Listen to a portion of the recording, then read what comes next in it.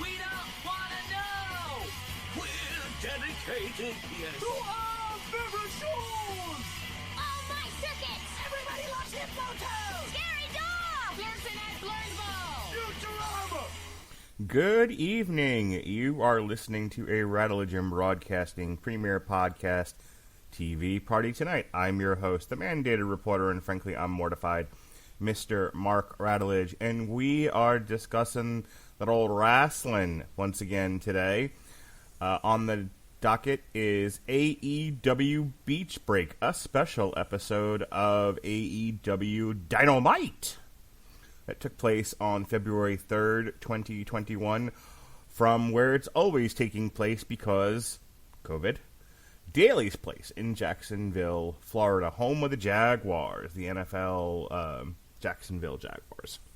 Joining me tonight is one part of the Podsman, the one that was willing to give this an actual chance and watch it, my usual AEW tag team partner, and a man who is not easily put off by pockets. Ladies and gentlemen, it's Chris Bailey. How do you do, sir?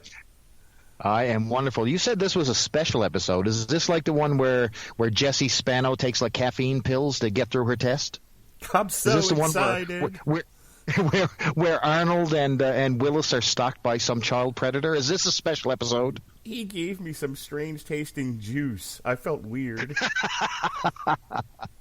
I'm all pumped to talk about AEW Beach Break, and boy, do we got not much to talk about, but I'm willing to talk about it. So there you go. So that's an edge up on a lot of folks here today. There you go. Well, you know, it's funny. We've done a lot of these in rapid succession now, especially since December, because we really weren't doing these a lot last year, and then.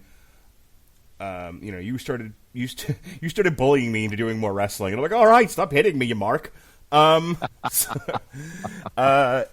so we, in addition to the pay-per-views, we started doing these named events, and I think, like, we started really in earnest with Winter is Coming, which felt like a pay-per-view. Yes. Boy, did it come over and over again. Yeah, exactly. And I'm going somewhere with this. Winter is Coming felt really special. It felt like a pay-per-view. That's the one that ends with Kenny Omega running off to Impact Wrestling with the title. Okay, cool. Yeah, exactly.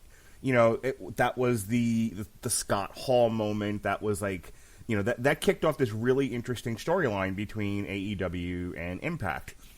Then we were supposed to do we did the Christmas show, and that was fine, and we were like, okay, not bad. I know, even the WWE around Christmas and New Year's is like, here's some stuff, just to meet their television requirements, but it's not always like earth-shattering.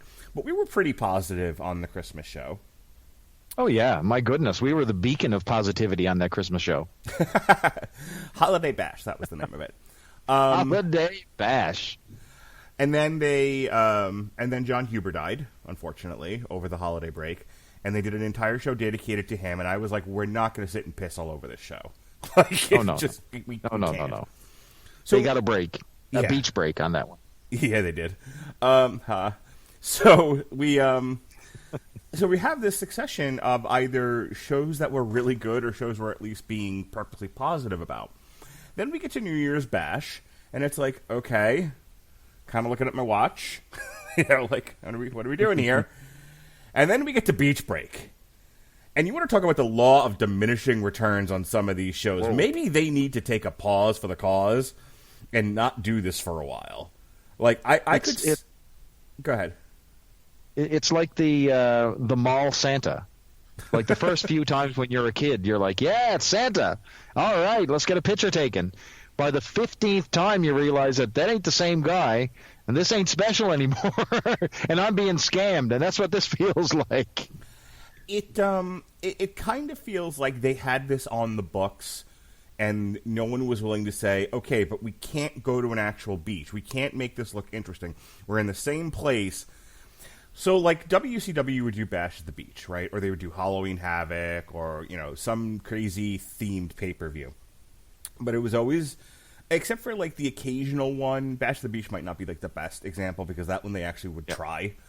But on something like Halloween Havoc, for example, it was always in an arena, any arena that they've already been to, only they dressed it up with Target holiday decorations. I don't know if they have Target up in Canada, but That's a long story. oh, Jesus Christ. Yes. So wherever your equivalent of Target is, they were like inflatable pumpkins and shit like that, but it was still the same stupid arena. And so I'm looking at this Beach Break set, and I'm like, they just dressed up Daly's place with Target decorations, and not a lot of them. And I know it was what we call sparsely decorated. yes, minimalist. Minimalist. We'll get to the wrestling in just a second, but I really needed to comment on this because it bothered me. Like, this is supposed to be your special episode of Dynamite. Like, this is like the midway point between your average episode of Dynamite and a pay-per-view. And I understand there are limitations right now due to COVID traveling restrictions and whatnot. Like, there's nowhere else they could have gone. They tried. I think they tried to go to Miami, and, weirdly enough, they're doing the Canelo fight in Miami, and that's going to have fans. So, I don't know, maybe if the space is big enough, they can have fans in, and I don't know if the Miami Dolphin Stadium was available for them to do Beach Break. I don't know, I don't know what the restrictions were, what the limitations were. But my point is, they didn't even try here. They were like, Beach Break! And then they're like, fucking inflatable palm trees. Okay. Blow up that palm tree, Chucky T. Let's go. They honestly could have called this ham sandwich AEW ham sandwich, and it wouldn't have looked any different than any other episode of Dynamite. And other than, and we'll talk about this when we get to it, but other than the wedding, this was just an average episode of Dynamite. Like, this didn't feel special at all, and I was this was a big eye roll for me. I've said a lot here. I'm frustrated at the presentation to start off the show to begin with. What did you think? Oh, no, 100% right. You talk, the law of diminishing returns is literally on display here. I mean, like you said, this is just, this is a ham sandwich wrapped with a convenient little bow and, trying to make it special. It is literally nothing special. Even the wedding was very, very trite and, done over again. We'll get into that a little bit later, but man, there was nothing special about this, and these themed events are becoming less special and special, and I feel that, they really need to dial back. I mean, if you're going to do this, have a purpose, have a reason for it to be special, and this had no purpose nor reason. Yeah, they honestly just should have called this a regular episode of Dynamite and left it be. Yeah, just be Dynamite. It's okay to go 4 weeks and just have Dynamite. It's okay. Yeah, I'm fine with that. Maybe build up to Revolution, and just steadily build up to it. You know what I mean? Absolutely. Thank God the episode, the March 3rd episode of Dynamite that they announced, that's going to have Shaq and Jane Cargill versus Jesus. Cody Stop. Rhodes and Red Velvet is not a special episode of Dynamite. It's just Dynamite. I was like, if they call this like AEW Hoop Smart or 3-point shot or I don't know, Black Tornado. What did he call himself in the interview? You have Cody Rhodes attempting his latest trial at being super diverse as he's surrounded by two black ladies and a giant black man. Yeah. So, I don't know. Yeah. While white bread Arn Anderson looks on. I miss Butch Reed. That's what he was thinking. Exactly. Where's Hacksaw Butch Reed? What's happening here? Now that I brought up his name, Butch Reed passed away today as we were recording this. And I should say, yeah, you didn't see that? I'm finding out right now. I was at work. What is happening? Yeah, Butch Reed passed away. Doom. Not good. The Natural. Yep, I'm gonna watch his dog collar match with Junkyard Dog a little bit later today.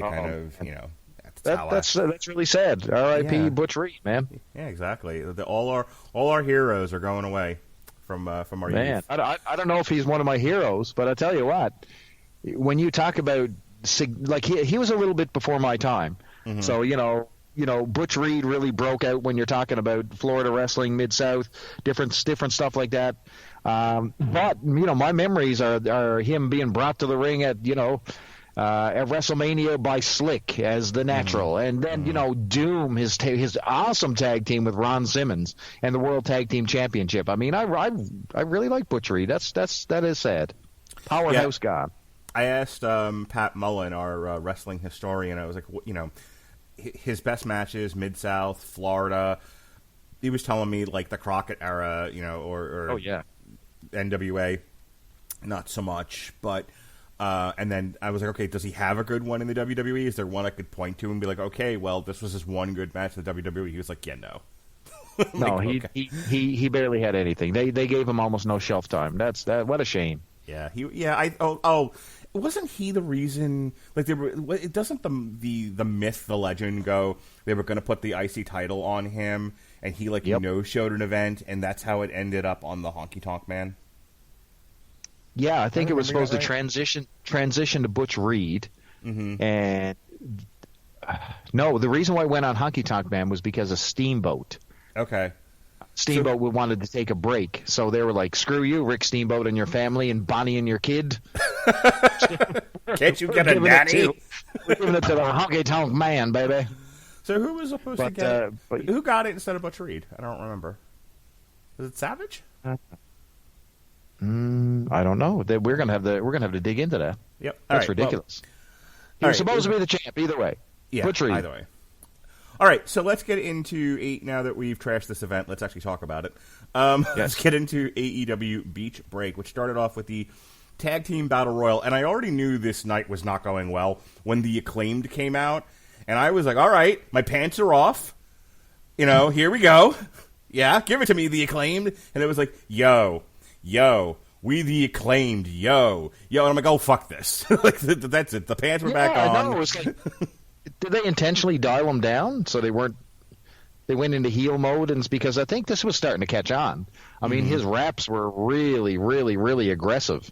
And he just went into, really softball mode. You know what I mean? PNU style. Yo, baby, yo. Yeah, it was like, we're literally, we're the Acclaimed, we'll shoot you with an Uzi. Terrific. All right. Word to your mother. I was like, wow, that's like Men on a Mission bad. Like, ugh. And, that's a whole nother scoop of ice cream there, brother. And I have spent the last month or two raving about the Acclaimed, and then they came out, and I was like, did he not prepare anything? Did they tell him hey, not so stiff, okay? You're getting over on people you're not supposed to be getting over on. Like, I don't know. It was an auspicious start to a bad night. This entire match was centered around to build dissension between the inner circle. So that's what you got to keep in mind when we go through the results here. Yep.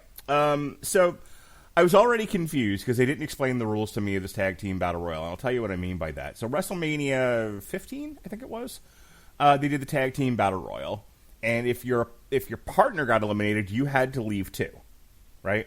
So if they threw Bob Holly over the ropes, then what's his nuts had to go with him. Crash Holly had to leave. Yeah. And in this one, it looked like, because I saw people getting eliminated immediately, and I'm like, oh, why is his partner still in there? And then it suddenly occurred to me, you have two chances to be eliminated because your partner can stay in and fight. I'm like, oh. Which is much better. Would have been nice if they told me that, though. Just saying. Yes. Because we have become accustomed to the, your partner gets eliminated, you leave as well, which always bothered me, honestly. It felt cheap. I don't know. I liked it. I like the idea of you're a unit, and, it forces you to have to save your partner. You can't just work independently, because then it's just about a royal. You see what I'm saying? Exactly. Absolutely. All right, so one call-out. Yeah. The Dark Order are back to their jobbing ways. Okay, start. Go ahead. Yeah. Well, at least the kid's not coming out with them anymore. Jesus Christ. Oh, God. -1. Deontay Martin got eliminated first, then Alex Reynolds, then Jake Hager, then Matt Jackson, Anthony Bowens. Let's talk about Sammy Hagar for a second. Yeah. So we talked about it last time, and the tag team of Sammy Rivera and Jake Hager formed the new team of the one half of the Inner Circle, Sammy Hagar. And they actually, and we joked about it last time, wouldn't it be cool if they got Sammy Hagar, the former frontman of Van Halen, to appear on the show? Well, guess what? He appeared in a little promo video as they walked to the ring for this match. So, we suggested that, so we're taking full credit for that. You're welcome, AEW fans. Yeah, I lolled. It was funny. Lolled. Oh, God. How old are we? So the other thing about this tag team match was if the Young Bucks won, then they got to choose their opponent. And, of course, there's always like a AEW, more multi-layered than Game of Thrones. Because in the midst of all of this, so we have the one storyline of the Inner Circle, the three parts of the Inner Circle all competing for tag team glory. You have dissension in the Bullet Club between the Good Brothers and the Young Bucks for no apparent reason. You have the rise and fall and rise and fall and rise and fall of Jungle Boy and their feud with FTR, which, by the way, later on in the show, did I imagine this? Did FTR do a promo where they had kidnapped fucking Marco Stunt? They did. They were in a trailer, Kenny Omega's trailer by the look of it, the one that they filmed for Impact, just from a different angle. And yeah, they had him tied up. Yeah. And it was very, very uncomfortable to watch. Well, I'm just wondering, I didn't forget. They never went back to that, right? They were just like, he's just there, like kidnapped. Child abduction. Okay. No cops. no. Twinkie abduction. I don't know what's worse. It was like, look, someone's committed a felony. Okay, but we have a Kenny Omega match coming, so we got to speed this up. What? Meanwhile, after the felon. Okay. All right, so moving on with the list here. Luchasaurus got eliminated. Evil Uno, Mark Quinn, John Silver, Ortiz and Santana were eliminated right after each other. Isaiah Cassidy took a hard bump on the outside, if I remember correctly. Like, he crashed and burned. He didn't one of them in Private Party like try to dive into the pool and landed, on his face? Like, everyone just cleared out of the way. They all did a Harley race. I'll move.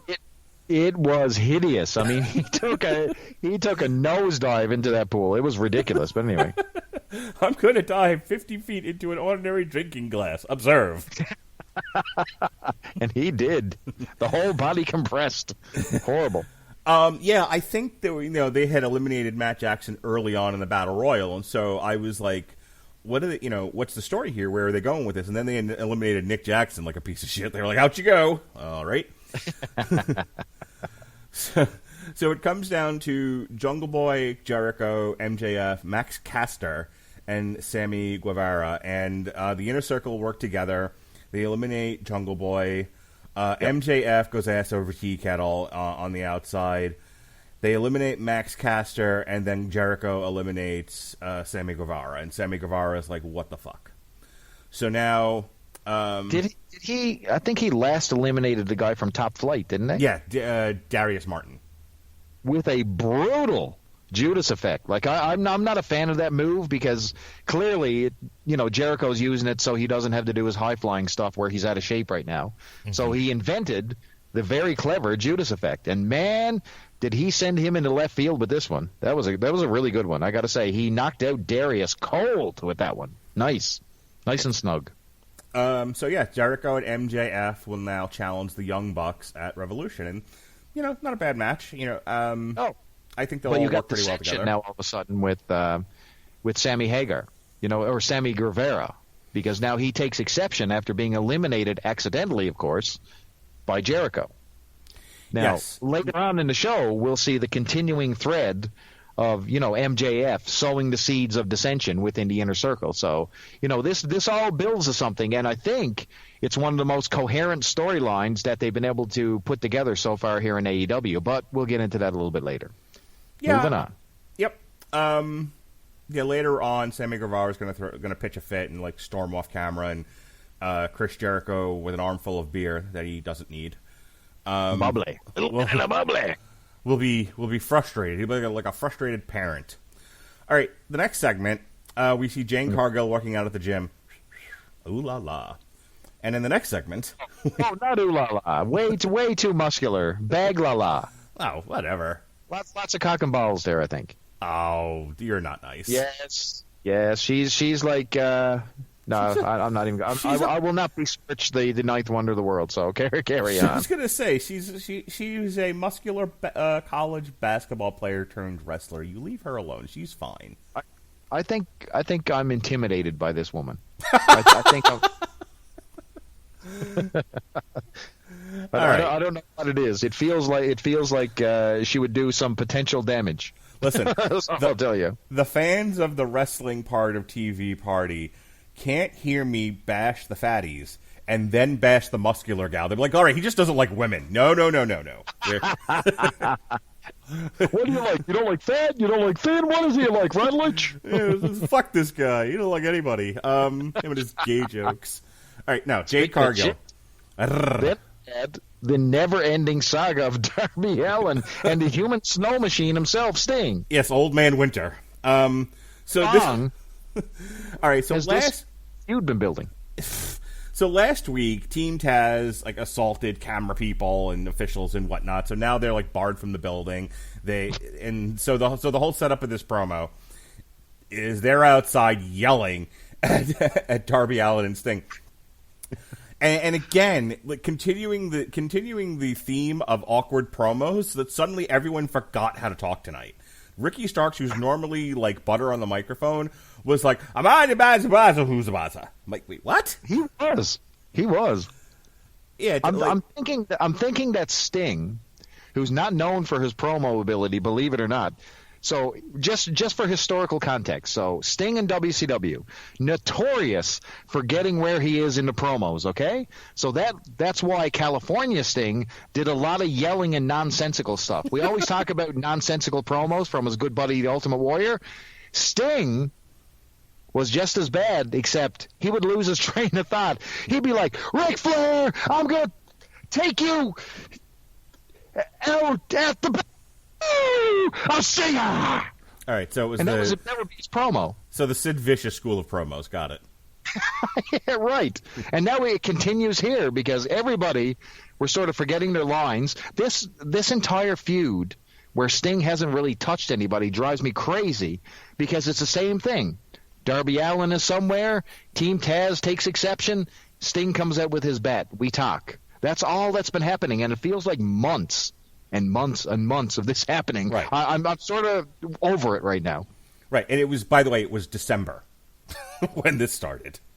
Jesus. It feels like eternity. At least when he came out. All right, so moving on.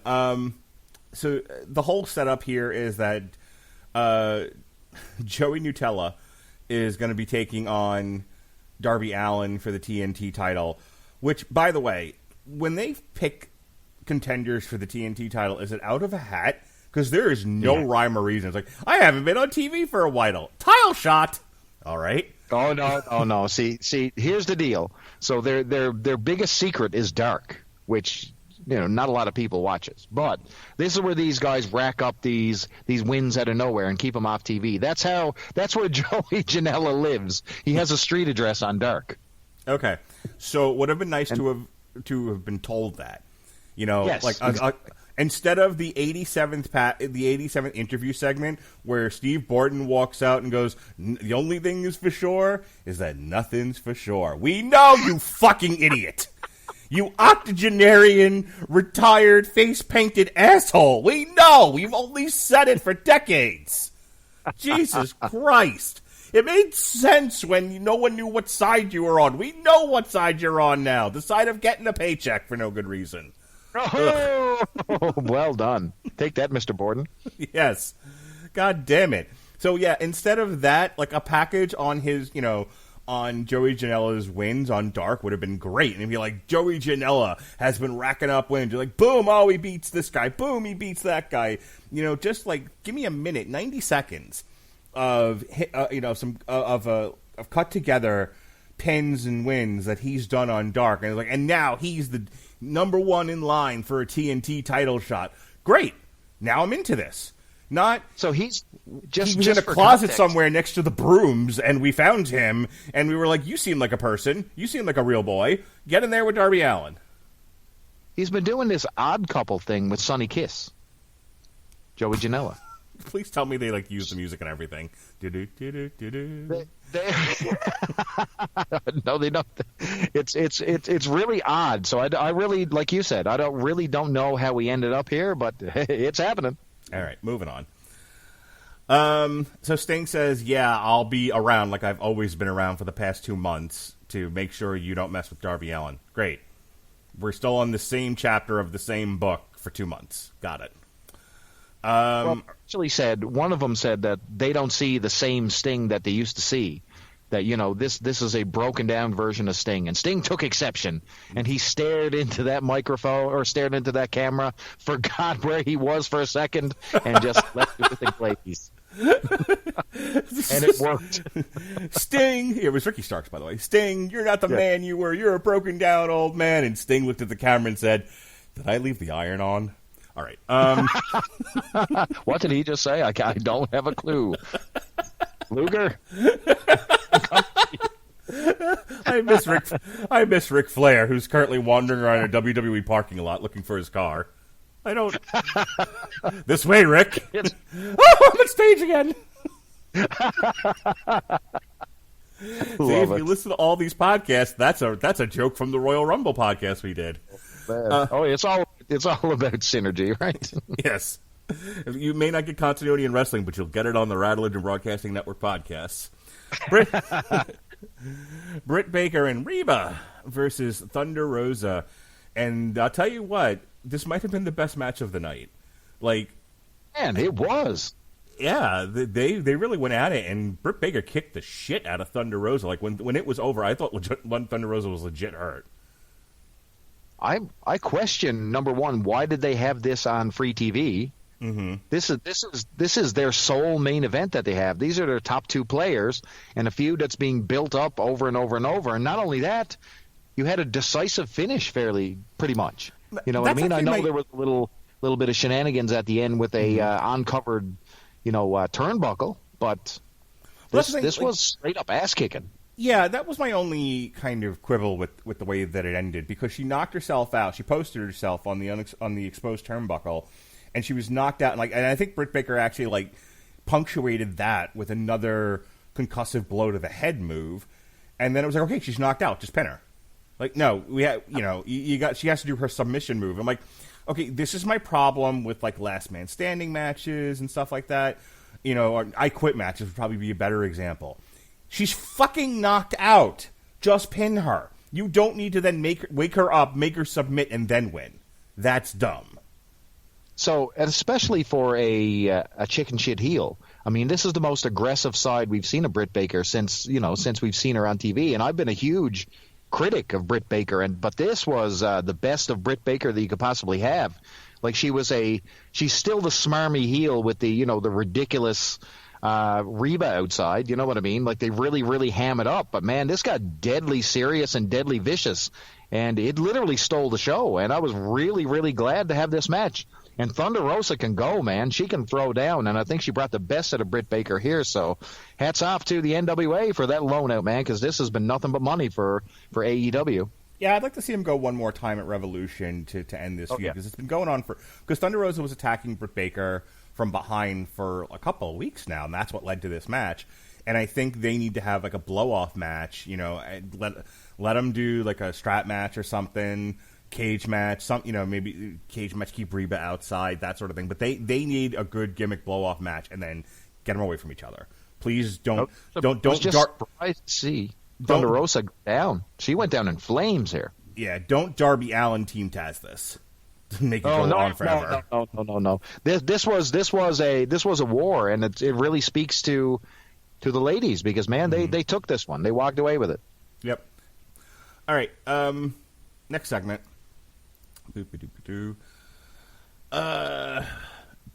Money Matt. Yes. So Matt Hardy tells Tony he and Hangman Page are just two Carolina boys hanging out and hope they can more often. Page tells Hardy he isn't looking to be in a new tag team. This is just missing the Cinderella music, the 80s band. Don't know what you got till it's gone. Yeah, the look on Hangman Page's face when Matt Hardy is like trying to seduce him, he was like, "God damn it! I just needed to put pants on in here." He was taking his time too. I was just wondering, was he, trying to entice him or something? I don't know. It was so funny. He was like, "I don't want to be." This is so soapy. I don't want to be in another relationship. My heart's still broken over the last relationship. I just need to be single for a while and figure myself out. That is Adam Page's whole story right now. I just need to get on. I need to get on Grindr or You know what? Listen, if you're gonna do a gay character, why not Hangman Page? It is literally like that would be the guy. He's tough as nails, but yet super gay. That would be amazing. I don't need to be in a relationship. I just need to date around and figure out myself. I'm like, all right, I'm into this character. This is great. Yeah. It's really odd. It's really strange. And not all. So here's what was awkward about this. So this match led from a backstage promo where basically Money Matt is talking to Adam Page, and he's trying to convince him that, hey, join me for one more match. Let's do this, and let's make this thing right for, what these guys did to the Dark Order by messing up the kid's birthday, -1. And Hangman agrees. The only problem is that this match was decided about a week and a half ago. Okay, and it's already booked on this card, so I don't really know why they had to show that when we knew that it was going to happen anyway. Yeah. So I already thought it was a done deal, but anyway, I guess we got to overlook that. I wish if they're gonna do this, I wish they just lean further into it and make it like very Dawson's Creek-ish. Like instead of them in a locker room, have Adam Page and Matt Hardy like by a lake somewhere or in an apartment, and have the swelling music playing of whatever current pop song is out there. I just do the whole thing. Like, if we're going to do this, just go full bore and make it, like, hilarious and over the top. Because I don't know what else to do with Hangman Page. What is Matt Hardy's angle here? So we know that he's already recruited one team. So he's got Private Party. He's got 30% commission on there. And everyone sees through him. Like, he isn't fooling anybody. Like, they're like, oh, we've had enough of your carny bullshit, Matt. Great. You're on page 1 of the story. But what is his end game here? So he won over the Hangman with his friendship, but what is his inevitable goal? What is he trying to get him to do? I don't know. What do I feel like this is going to end with Matt Hardy going, I've got all the now I own AEW Vince, or I don't know. Like, oh god. This is going to end in tears. That's what it's going to end in, or end in stupidity. They announced so Matt Hardy and Hangman Page took on Serpentor and Luther, and yes. I honestly on my kids couldn't remember a single thing that happened in this match. Well, I took some notes, so if you want me to tell you, I can tell you. By all means. Let's tell them anyway. Serpentico goes for the swanton, but he misses, of course. We have the Hangman come into a follow-away slam. Then we get good old Luther, who goes, the Hangman tries to do a buckshot lariat, but Luther trips him. Then we get a cannonball off the apron to Luther, and then we hit the buckshot lariat, and Matt tags himself in and covers the 1, 2, 3, and Hangman just stands there astonished. How about that? There's your wrap-up. Well done. I know. It's all about the detail here at TV Party Tonight. Uh-huh. That's what we... Yeah. Shit match. Terrible. Yeah. Less said about it, the better. All right. And the lariat. So you got to sell that thing. You know what I mean? So when you hit somebody with the buckshot lariat, you're supposed to flip them over. These guys are supposed to sell the shit out of it. This was just sort of a fly hit me and bit me on the neck, and now I'm just going to sort of lie down. I didn't like it. And just fall down. Oh, boy. They showed a package for the Women's World Championship Eliminator Tournament. 16 women. It'll take place in the U.S. and Japan, so they did like a Japanese bracket and a U.S. bracket. On the Japanese side, you have Aja Kong, Yuka Sakazaki. Yeah, great. Veni, Emi Sakura, Ryo Mizunami, Maya Tsuruga, Rin Katakura, Maki Ito, and on the U.S. side are names I can pronounce. The NWA Women's Champion, Serena Deeb. I don't understand why is Riho on the U.S. side? Explain that one to me. I guess she's Kenny Omega's live-in girlfriend. Maybe she's tied up as well. Who knows? They need can I get a backstage segment where Riho and Kenny Omega get married for a green card? If that's going to be the case. Ouch. Except that he's Canadian. Whoops. Isn't Kenny Omega Riho. Canadian? Maybe he is. From so maybe she marries Kenny Omega for Canadian citizenship. Canadian Riho. This is great. Yeah, good. Just have her come out with maple syrup, dress her in the Canadian flag. It'll be fantastic. God, you would think that's the only thing I know about Canada, because every time I do a Canada joke, maple syrup comes dribbling out of my mouth.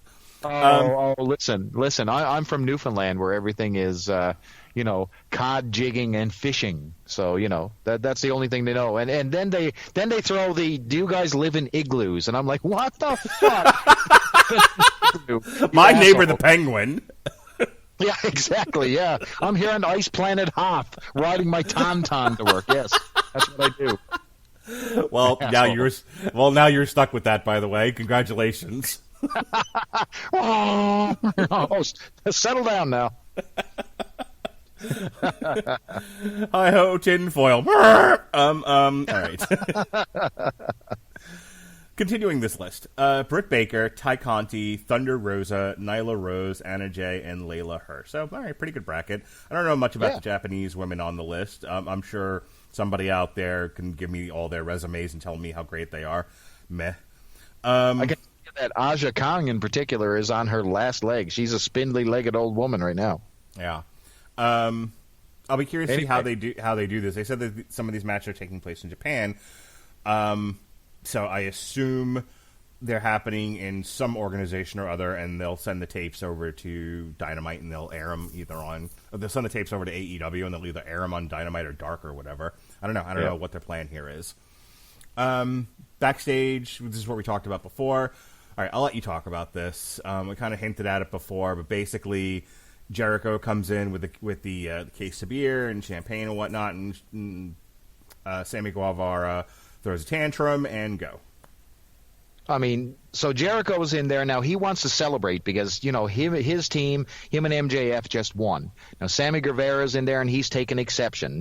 He's upset because he thinks now that Jericho turned his back on him again, just so he can steal all the glory and adoration of the Inner Circle. Now MJF is being mysteriously silent during this whole thing, just sitting back. So Jericho, or I should say Sammy Guevara, gets upset and he storms out of the dressing room. Now Jericho, doesn't want that. He doesn't want dissension, so he chases after Sammy Guevara, which leaves MJF, the Wardlow, and the rest of the Inner Circle in the dressing room. He tells Wardlow to shut the door. Now he's going to have a one-on-one chat with the Inner Circle. So he is slowly twisting the knife. The worm is slowly crawling into the bottle of tequila here. And I really, really do like this. So the entire angle is that MJF is infiltrating the Inner Circle, and he's going to claim leadership of this group because he's slowly turning everybody against Chris Jericho. And I really, really like the slow burn on this one, to be quite honest with you.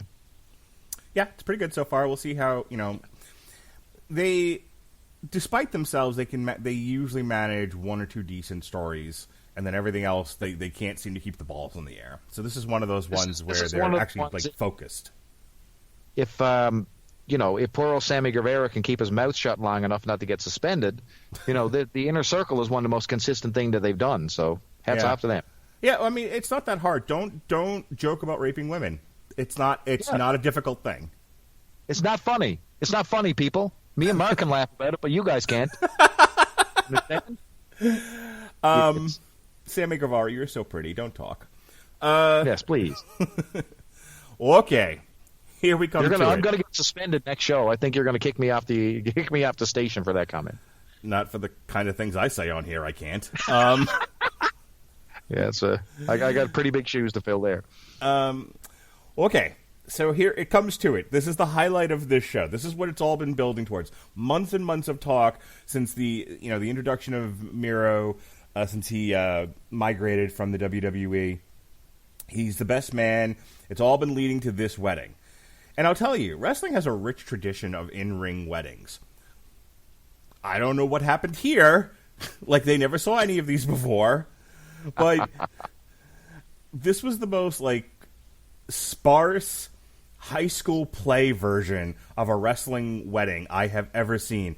When the highlight of this, the best part of it, was the Sinister Minister and the vows, which genuinely cracked me up. I laughed out loud at the sexual innuendos and stuff because I'm a 13-year-old boy. Kip Sabian's vows. You're so pretty. Your tits are so big. I can't wait to have sex with you. Fantastic. What's your vows, Penelope? You have a huge cock. Wonderful. Can we talk about Penelope Ford for a second? By all means. Good God, that woman looked great. Yeah. Good God. She's a hot piece of ass. Not since the days of Sable and Tori Wilson stripping down to their complete nothings have we seen. I mean, she may look a little bit plain Jane, but man, they go all out making this girl look like a total slut, and it works. Yeah, perfect, beautiful Penelope. so the Sinister Minister was great. The vows were great. Definitely. There is a reason, apparently, that Rusev didn't talk much in the WWE, and Lana had to talk for him. Oh, boy. Holy cow. Man, he sucks. He's horrible. We were joking around about Old Man Winter, can't remember his lines, Ricky Starks being off, and, normally he being a hot fire promo, and he couldn't remember his lines.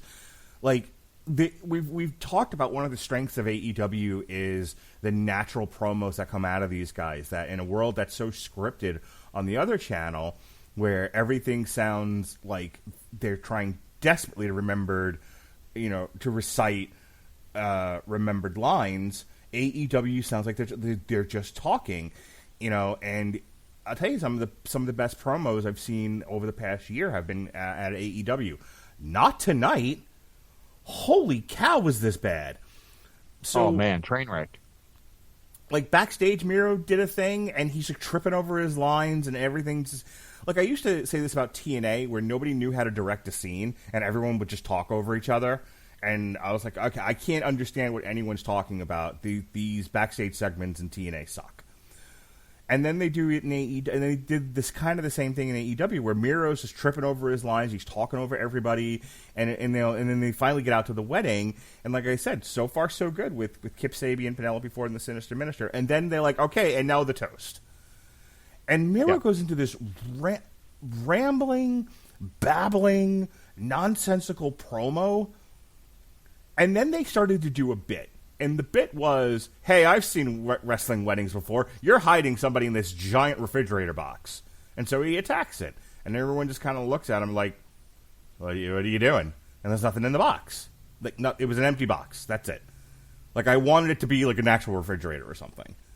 Yes, oh yeah, absolutely. Yeah, they should have had at least something in the box, because Chucky T was saying that that's his gift. Right. Have doves fly out of it or something. I don't know. It needed to not be nothing, right? That's stupid. Why is there an empty box in there? And then if they're going to do that, you got to have Kip Sabian then start screaming at Miro, you're ruining my wedding. What's wrong with you? And try to send him away. And Miro begs off, please, I'm sorry. I'll get it together. Okay, ahem. Nothing like that. He just continued to ramble and babble and bumblefuck through another nonsensical promo. And then Orange Cassidy popped out of a cake. Penelope Ford... And Chris Sheehan died a little. Yeah. Penelope Ford kind of goes into the cake. And again, the first rule of comedy, she should have come up covered in cake. Just, every part of her face just smeared with cake. She got, a little on her. That's it. Yeah, it was just a little crumb on the side there. Oh, my, I've had too much for dinner. Yeah. She kind of ate cake sloppy. That's it. Certainly not that her face got mushed in it. No. And then, they beat up Chuck Taylor for a little bit. He gets saved by Orange Cassidy, and him and Orange Cassidy run everybody off. That's it. That's what they did with this. Okay. So I'm going to defend this despite it being crap, okay? So you're right. So the entire set was extremely inflatable Target style, okay? I mean, it was like the lowest price stuff that you could possibly do to make a wedding set on this thing, okay? Yeah, I've seen people get married in backyards that look better. You had Jim Mitchell doing some of the funniest things for the ceremony. I mean, some of his words were like groping and how to kayfabe others, and he called Kip Saving a dashing rapscallion, which I thought was just great. And they did the whole ring thing, but I think the entire joke that they were going to do, they were making fun. Basically, this was a parody of wrestling weddings, but these guys were going to be on to the con. And they were going to have Miro was the smartest guy in the room, and he was going to be ready for any shenanigans that, were going to be put forth. So he was going to be smarter than anybody else. He's the best man, by the way, so he's got all this figured out. He knows that box in the corner is rigged and that there's somebody in there ready to jump out, right? So he's going through all the tropes. He even cut off Jim Mitchell when he said, is there anyone in the crowd who'd like to, contest this thing? And that got a legit laugh out of me. Yeah, he was like, no, that's not going to happen. I've been at too many weddings where this goes bad, so we're just going to skip that part. So, he's covering off all the classic bases, you know what I mean, that we've seen with the Kane and Lita wedding, the Roddy Piper debacle there when Uncle Elmer married somebody on Saturday Night Live. All the classic, the Randy Savage, Elizabeth gift opening ceremony where the snake came out of the box. I mean, all this stuff just goes crazy. So they were going to be on to the con. They were going to be smart. Yeah, Chuck and Billy, with Eric Bischoff. So the whole deal was that they're smarter than the room. They've got this thing figured out, and these two are going to get married hassle-free. That's the whole point. That's why they brought Miro in. But, they didn't anticipate, Orange Cassidy actually physically hidden in the cake. So, they ended up getting fooled at the end of the day. But, yeah, this was really low-brow humor. Like, really, really not good. It felt like a dollar store version of all these weddings we see, and it was really, really not worth the bill. Look how much time they invested, not only bringing Miro over to do this best man gimmick, only to pay it off like this. Then you talk about Miro's promo. So Miro, after they were wedded, they were going to have words for the bride and groom, okay? He was supposed to have his best man speech. And he got lost, Steve Borden style, somewhere along the lines, and the crowd started singing "What is Love" because it was part of his speech, and he just, he was just posing the question, "What is love?" And then the crowd started singing, "Baby, don't hurt me, don't hurt," and he started singing along, but he lost his way.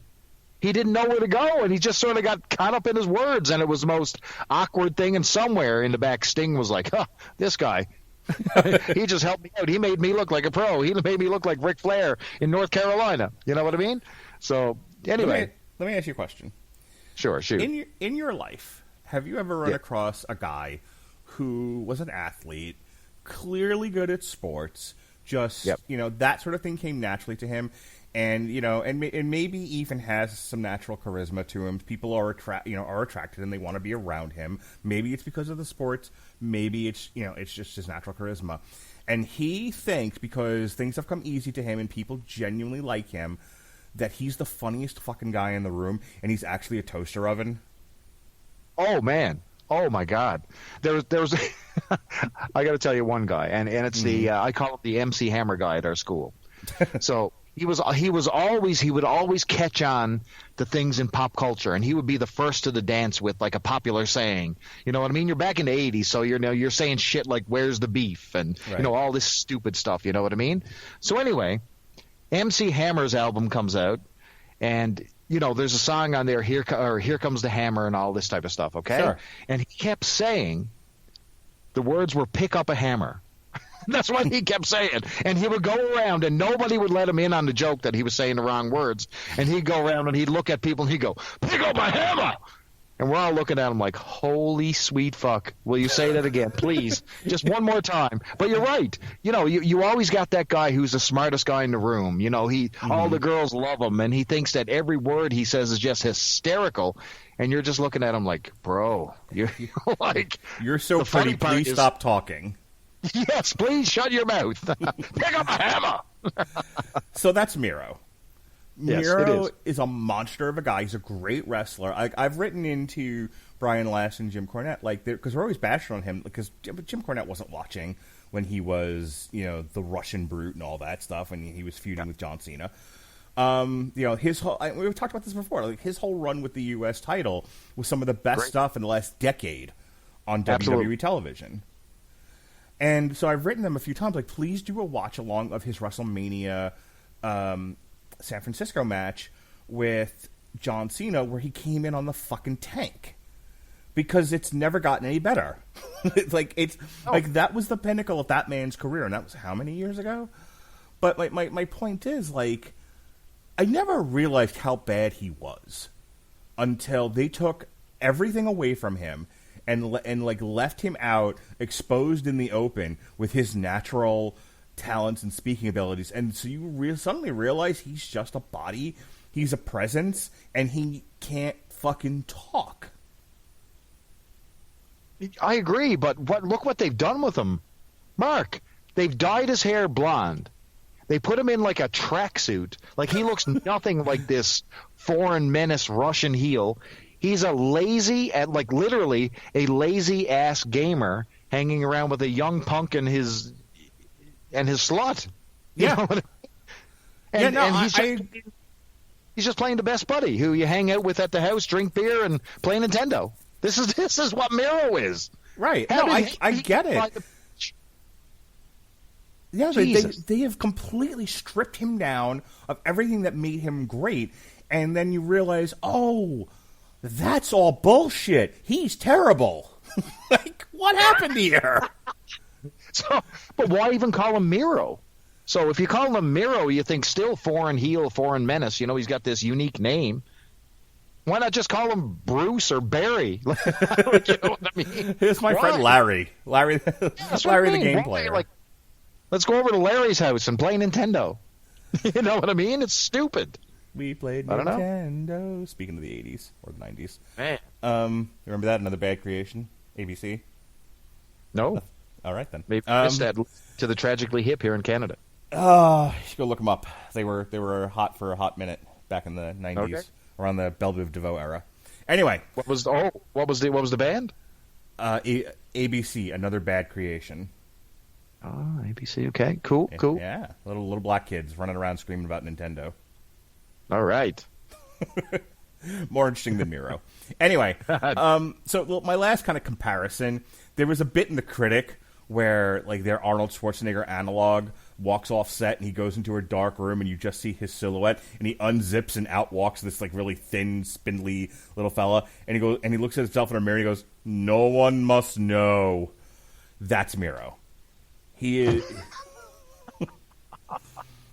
he is just a giant hulking body with nothing going on the inside. And it's like,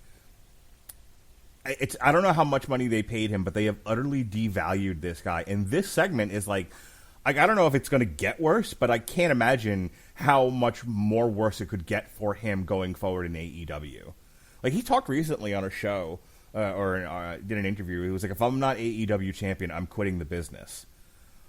If I'm Tony Khan, I'm not putting the title on him right now. He needs a whole other year of rehab. Like, you literally got to go from the ground up. You literally got to wipe this off. Like, he doesn't have a feud. He doesn't have a place. He's literally just a henchman, and not even a good one. Yeah. In a feud with Orange Cassidy and Chuck Taylor. Well, like, they built up Orange Cassidy. Like, if he had actually had a decent feud with Orange Cassidy, okay.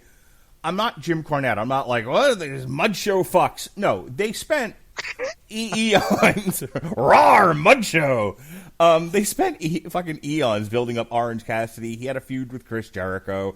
Like, he's clearly, you know, you can hate him if you want, and certainly people do. Our good buddy, our fellow Posman Chris Sheehan fucking hates Orange Cassidy. But for every Chris Sheehan, there's a Jesse Starcher who loves Orange Cassidy and thinks he's hysterical and accepts him for what he is. And he's a big star. You can't take that away from him. They made him a big star on that show with that audience. Have I thrown enough caveats in there? AEW, with the guys that they want to push, they have created their own megastars. They have absolutely built people from the ground up, and I think that's one of the strengths of AEW and their booking. Because, I mean, remember when we first started and we said, man, this is like a collection of, like, indie jobbers. You know what I mean? Like, we were, like, horrified at what the presentation was, but somehow they found their way. And, you can't knock it. You can't. No, they shined up that indie mud show goof and made him, at least seemingly for that audience, a big star.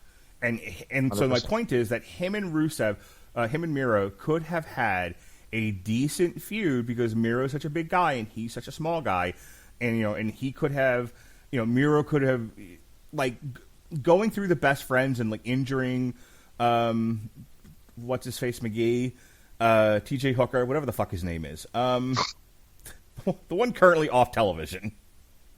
Who? The one that Which isn't guy? Chuck Taylor. Oh, Chris Daniels. No. No, Trent Beretta. Yeah, Trent Beretta. TJ Hooker. Wow. Showing my age much. Like injuring Trent Beretta and humiliating Chuck Taylor and all this going towards a feud with Orange Cassidy, which is probably where it's going anyway. But at this time, I don't want to see Miro fight this guy. I don't want to see... Okay. At this point, Miro could only bring Orange Cassidy down, not the other way around. Yeah, it's probably one of the worst booking decisions ever. This is Red Rooster level destruction of a career, literally. And people are like, "Wow, they really spent a lot of time on this." Like, it was like a 5-minute segment on the show. They have been building this up for months. It needs, and it was so bad. Like, at the end of this, I was like, "That's it." Yeah, it's to the point where it's almost unrecoverable. So you got to do something immediately and change this up. All right, I mean, like, I'm ready to turn the page on this now, but let me, if someone's looking for, like, well, what's the big takeaway here? The big takeaway is they spent a lot of time and money to build this up. It was a big part of that show's presentation, and it sucked so bad, none of those people should see TV time till, like, the spring. Just get Kasabian, Penelope Ford, and Miro off television for a while, and bring them back doing something different. That's how bad this was. It's, like, embarrassingly bad. Yep, it is. Yeah, it is definitely the dim light bulb on this entire show for sure. Yeah. All right, moving on. So the next segment was the bit with Shaq responding to Cody Rhodes and him, bullying and intimidating his fellow sportscasters.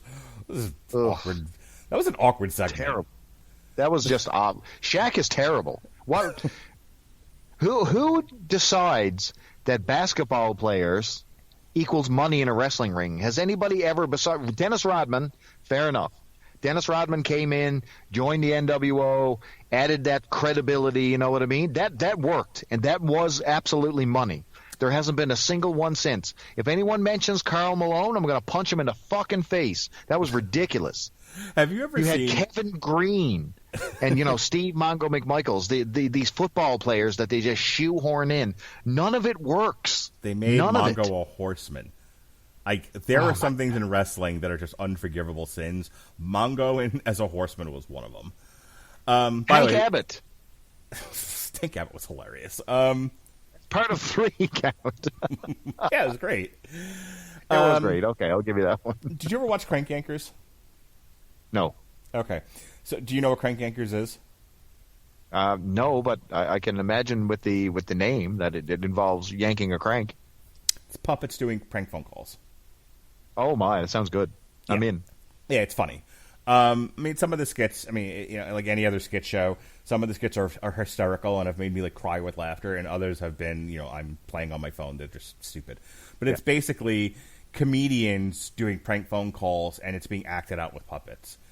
And it's like real life phone calls, So they call, and a lot of it's like businesses that they'll deal with. In any case, in a very old episode of Crank Yankers, there was a comedian who used to do a Karl Malone impression.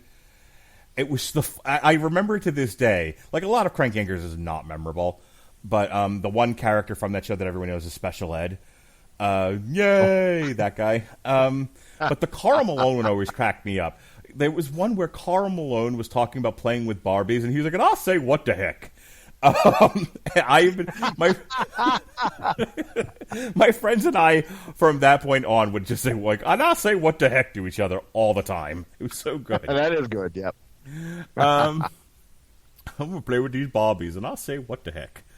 Well, what's fun about these guys, especially Karl Malone, you get people like DDP who, obviously they're taking their fame and they're getting that, that pop on Nitro when it comes to, that recognition.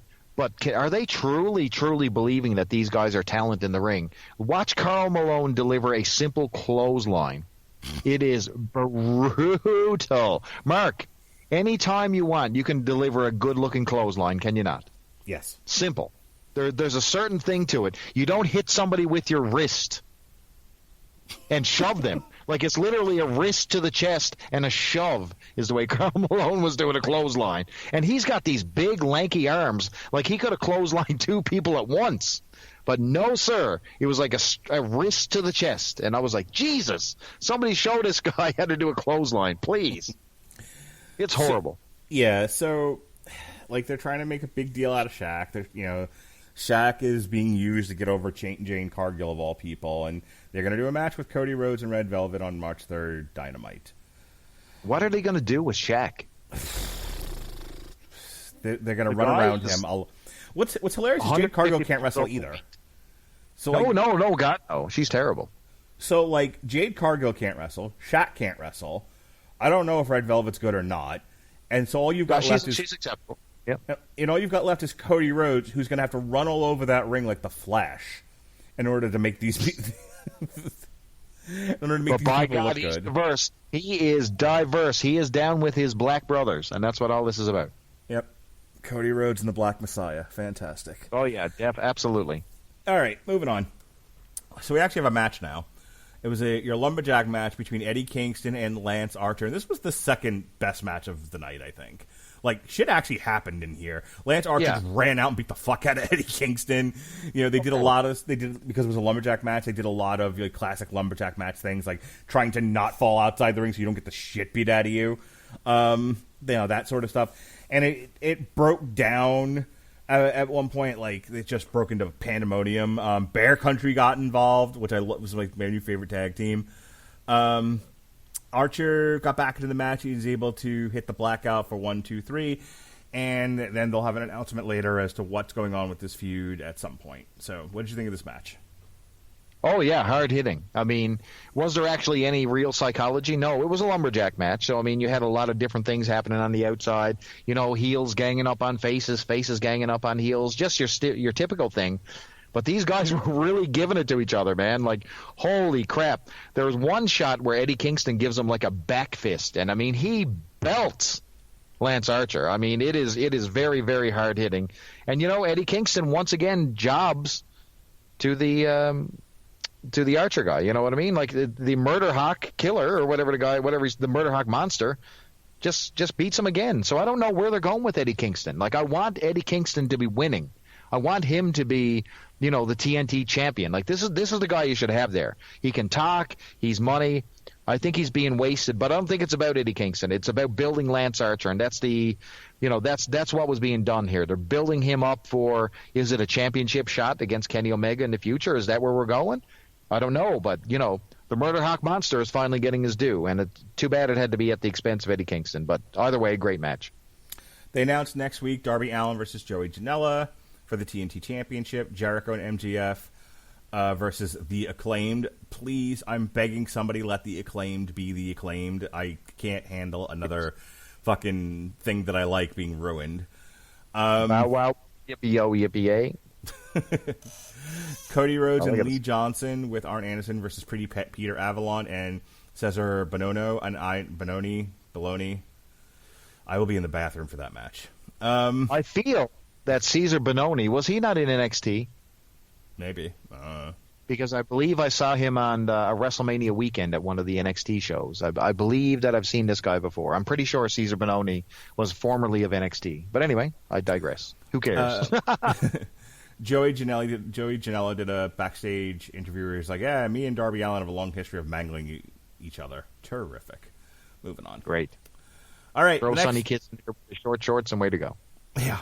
The main event, the Good Brothers and Kenny Omega versus Jon Moxley, Pac, and Rey Fenix. This was good. Third best. Can I say something? Yeah. To start the main event. Sure. Was it not obvious who was getting pinned in this match? Go. Yeah. Man. A little telegraphed. I thought this was good. I thought it was the third best match of the night.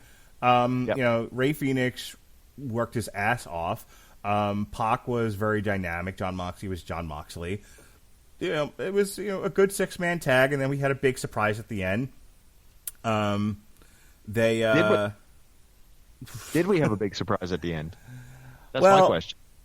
I mean, you and I have talked about they really need to expand on these interpromotional feuds and whatnot, and they did. I'm not gonna say I want something and then they give it to me and be like, well, it's not really what I wanted. That makes me look like an asshole. So they have a legit thing to play off of. Jon Moxley's beat Lance Archer before he left New Japan for the IGW US Championship, and Kenta won a briefcase to challenge for it, and now they're going to do that match, and Kenta showed up to stake his claim, which, Right, so the match basically ends. You got Rey Fenix flying all over the place. He gives a moonsault to Anderson. Anderson nails him with a beautiful spine buster. We get the magic killer on Rey, 1, 2, 3, the win. Then, of course, they do this beatdown, of Jon Moxley, and out comes the Murder Hawk and starts cleaning house. However, between the jigs and the reels, out of nowhere, once you think that they got everything under control, out comes Kenta in a mask. Now, you'll remember Kenta from, what was his name in NXT? Do you recall? I can't remember. What was it? Hiro Itami, I believe. Yes, Itami. And, to his defense, he was injured basically almost his entire NXT run. You really didn't get to see full-on Kenta. So here's why this is significant. Kenta represents a partnership with New Japan Pro Wrestling. AEW has gone out of their way to build partnerships. They've hit the NWA. They've gone to Impact Wrestling. Sometimes there's some cross-promotion with ROH, although that's a pretty subtle thing they got going on there. They're building these partnerships, but New Japan Pro Wrestling is considered the crown jewel, and Kenta showing up shows that that's another partnership that they've got in their back pocket. If I'm WWE, I'm looking at that, and now all of a sudden I've got a little chill running down my spine because these partnerships are important. It might be that, it's Itami showing up. Who cares? No, this represents cross-promotion with that entire company. And, man, that is fully loaded with talent. They've got their own Bullet Club and a whole bunch of other people over there, man, that can really, really turn the tide and make some noise for AEW. Very, very smart. So just because you think it's Kenta, it doesn't matter. I'm telling you right now, there were people who couldn't sleep after seeing Kenta in that ring because they know what that means for AEW. So It was a huge deal. Despite me not giving two shits about Kenta, I recognize that this is massive, to be quite honest with you, when you think about partnerships. So good on AEW. Really, really good job. Yep, no. I mean, we shit all over this show, and it deserves it, but this I thought was a good ending. This is one of the... Yeah, it was.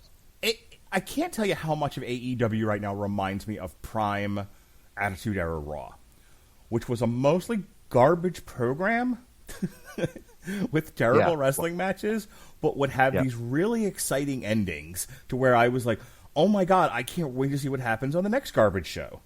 It is, you got that feeling again that anything can happen. Things can happen out of left field.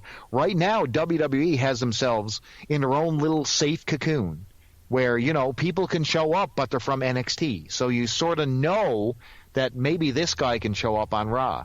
Maybe this guy can show up on NXT. So you know the pieces of the puzzle. Right now, it's so wide open with all their partnerships that literally anybody on the independent scene can show up on AEW, and vice versa. They give back, which is even better. Yeah. No, and don't get me wrong, I'm excited. As much as AEW has a lot of problems, and I have outlined a bunch of them tonight. But the most exciting thing going on in wrestling right now, because of all that, because you never know what's going to happen on that show.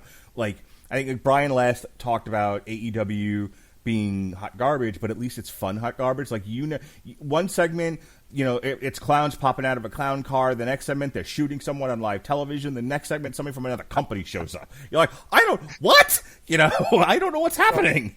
And I miss when that. I said, if for fans of Radulich and broadcasting continuity, if you listen to our Royal Rumble coverage, one of the big conversations we had is that there's no surprises left in wrestling. Yep. Well, guess what the surprise is, guys?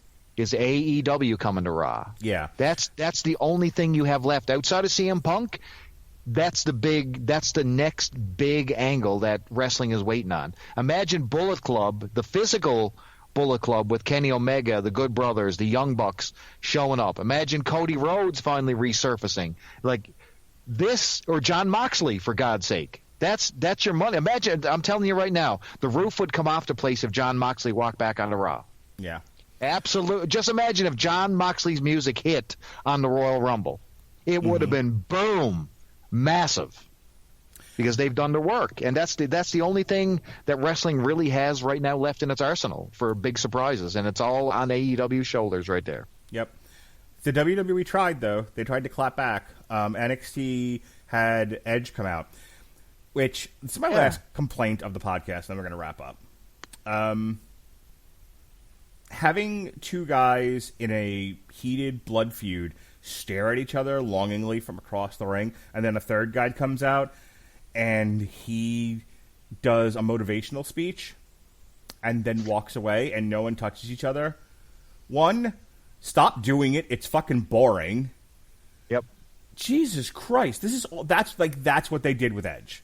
Edge just walked out in between Finn Balor and Pete Dunne, gave them both a hand job, and mildly threatened that he might want to wrestle them sometime in the future. And everyone just kind of blew kisses and walked away from each other. And I'm like sitting there like Peter Griffin, like somebody better throw a fucking pie soon. And then later on, he had a confrontation with Karrion Kross, where Karrion Kross like threatened. This was the whole show. Karrion Kross threatened Pablo Escobar, or whatever the fuck his name is. Oh, God. Why? Why? And then it was like, I'm going to give you the gift of time. Run away. Go. And he did. Yep. And that was it. And I'm like, you're Karrion Kross. You're twice as big as this guy. Beat his ass. Beat him with that belt. Shove it up his ass. Do something. What the fuck? The real money there would have been Karrion Kross disabling Edge on his path to WrestleMania. That's your trick. And that was the third interaction. Like, Edge and Karrion Kross met each other in the parking lot, and Karrion Kross was like, hi. And Edge was like, hi. Want to wrestle at some point? Maybe. Okay. And then they walked away from each other. Because Karrion Kross is all about the presentation. He's got Scarlett, which is perfect, like the perfect offset. And you've got Edge, who's the beaten down old man, but by God, he's got that ticket to WrestleMania, which Karrion Kross dearly wants. Yeah, that was the whole. Without my underplaying it, basically he was like, "I'm gonna." So Finn Balor and Pete Dunne are having a match at Vengeance Day, which breaks my heart. They didn't go with the St. Valentine's Day Massacre. Vengeance Day. What is that? Yeah, Vengeance Day. It's right between Valentine's Day and St. Patrick's Day. Vengeance Day. Sounds like two pay-per-views smeared together. Yeah. That just some, I don't know, just name that they just pick two names out of a hat. Boom, put them together. Can I tell you how much decisions like that make me hate the WWE? Like, you had the St. Valentine's Day right there. Like, okay, if you want to call it Vengeance, just call it Vengeance then. Fucking Vengeance Day. Why Vengeance Day? Like, just, I don't know. Anyway. Vengeance Day, because it's Valentine's Day. Get it? Get it? Do you get it? They could have done like a two-meaning thing and called it V-Day. You know what I mean? It's Vengeance Day. It's not Vengeance Day. And also Valentine's Day. You can play it up both ways. You know what I mean? But anyway, the total ball drop. So Valentine's Day Massacre. Yes. So Pete Dunne, Finn Balor are wrestling on V-Day. On VD Day. And it sounds like venereal disease. Yeah, forget that. And then there's Karrion Kross waiting in the rings to get back the title he never lost. I don't know if there's time in between now and WrestleMania for them to get the title back on him. If we do it they'll probably do like another special episode of NXT between now and WrestleMania. because I don't think they have another takeover scheduled. They have Fastlane scheduled for March, but that's like a regular WWE pay-per-view. Anyway, the point being, it's looking like we're building towards Finn Balor versus Karrion Kross, and then possibly Karrion Kross versus Edge, which is weird because I thought we were getting Edge versus Roman Reigns. But that seemed to be what that whole setup was. In any case, they did it by basically guys talking to each other in a very passive, monotone voice and then walking away from each other. Meanwhile, on the other channel, guys are jumping in from other fucking companies beating ass. That's my point. Right. Bingo. Plugs. Yeah, it's... Right. Well, guess what? I think overall this was a miss for AEW. I think that, let's end this whole charade about special shows. Let's just go back to Dynamite for a little while and mix these in sporadically and make sure that they're special. Because this show wasn't special. However, this one did have a powder keg. This had that finish that could literally open up the gates of hell when it comes to wrestling. So Kenta's debut could be extremely significant for the future of indie wrestling and AEW in general. So I think that this did have that water cooler chat, and I think that they did put away NXT, this week again. But anyway, shame on you, AEW. Mix this shit up. Yeah, this was basically an episode of Attitude Era Raw. Silly overbooked segments, a couple of decent matches, a couple of crap matches. A felony took place that no one seemed to care about. And okay with them drowning him in the bathtub. I'm fine with it, but I still think cops should be involved. I'm for justice, If the murder Marco stunt, but then you have to arrest the FTR or at least arrest Tully Drown him in the bathtub and leave the camera on for another 5 minutes just to make sure. And then it ended with a hook that it was like, it's such a weird thing for me to feel because it's like, oh my god, I hate all of this. This is all terrible. And Kenta, and like, okay, you know what, you got me. I'll be back next week. I'll make sure the meatloaf is better. I'm a fucking beaten housewife. Right. You're right, because they had the right cliffhanger ending. So I think they gave everybody something to hang their hat on. They gave the fans of parody wrestling and all that something to hang on with the wedding. I mean, you had the amazing technical piece with Britt Baker and Thunder Rosa. So I mean, you know what? There was some good stuff on this show, and it was a mixed bag. And maybe it wasn't all for us, Mark, but yeah, I'm tuning in next week. So I guess they did their job. Okay. So this past week, we had a loaded week of podcasts. We reviewed All Hail Megatron. We reviewed Outside the Wire. We reviewed the Royal Rumble. We reviewed On the Metal Hammer of Doom, the new Weezer album. Huh? Yeah. I like Weezer, so I made an exception. How do you like that? What's with these homies dissing my girl? Why do they got a front?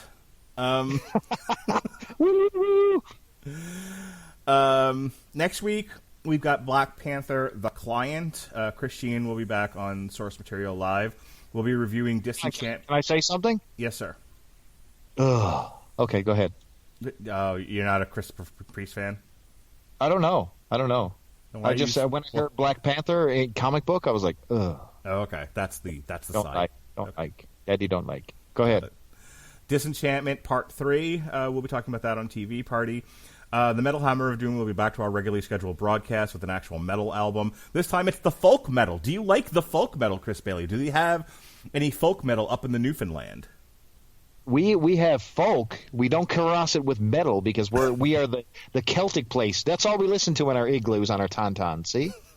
You and the Penguins by campfire? Yes, that's right. Well, this is Corporal Clonny. This is your traditional folk metal.